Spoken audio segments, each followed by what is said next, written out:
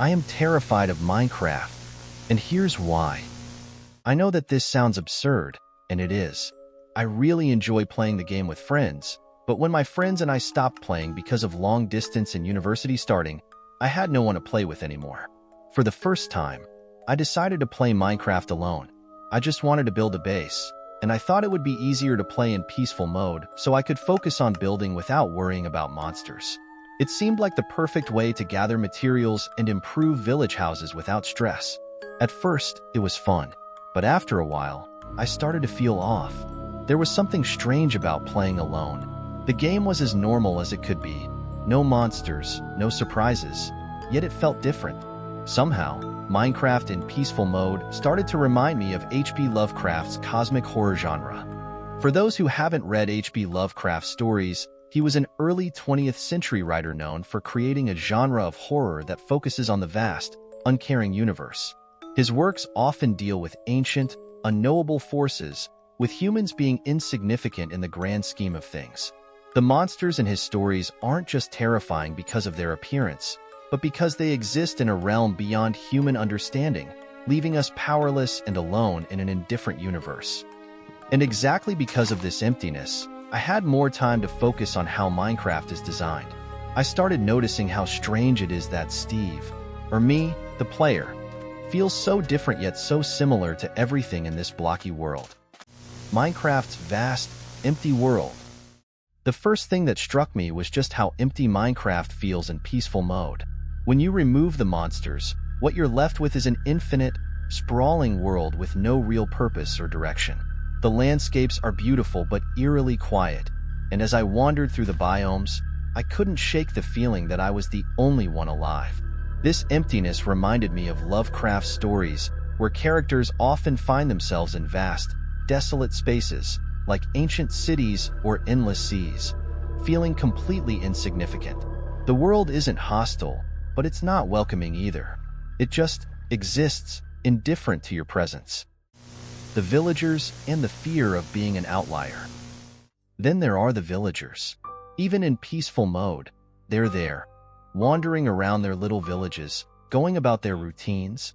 But they're not like me. They look strange, they speak in incomprehensible grunts, and they don't interact with the world the way I do. I can't help but wonder, what am I in this world? If I'm the only human, what does that make them?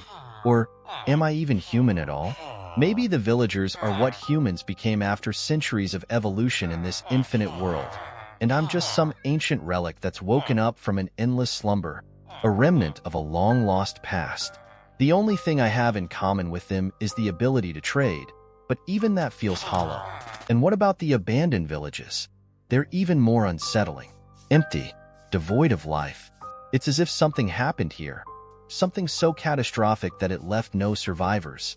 Walking through those silent streets, I couldn't help but feel like I was trespassing in a graveyard. The ancient builders. As I continued playing, another thought began to creep into my mind.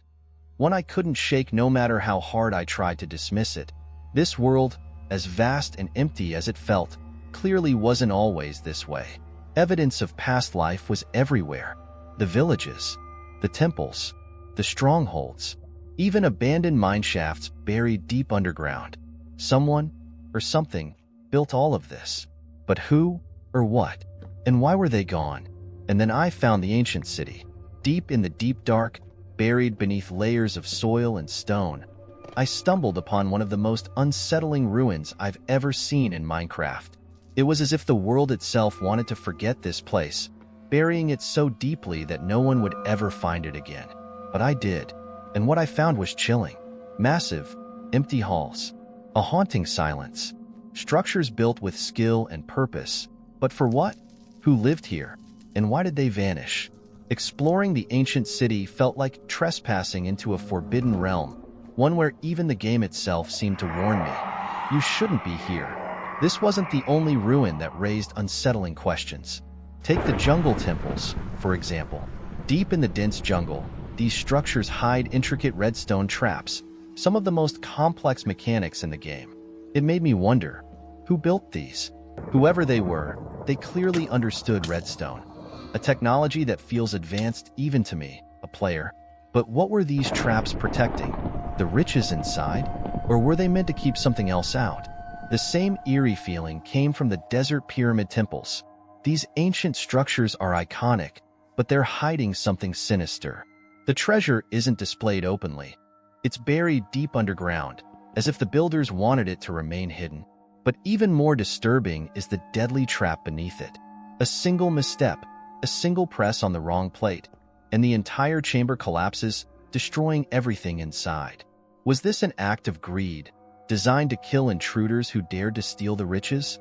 Or was it something darker, a final act of defiance by a civilization that knew its end was near, ensuring that its treasures would remain buried forever?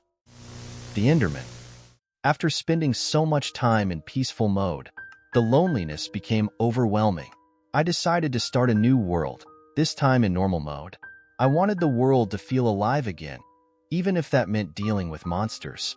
But what I didn't expect was how this new world would add another layer of unease. It wasn't the zombies, skeletons, or creepers that unsettled me. Those monsters were predictable.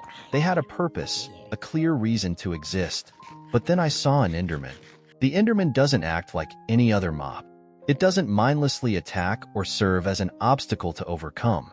It simply exists, wandering, watching, and it's the only other being in the game that can interact with the world like I do.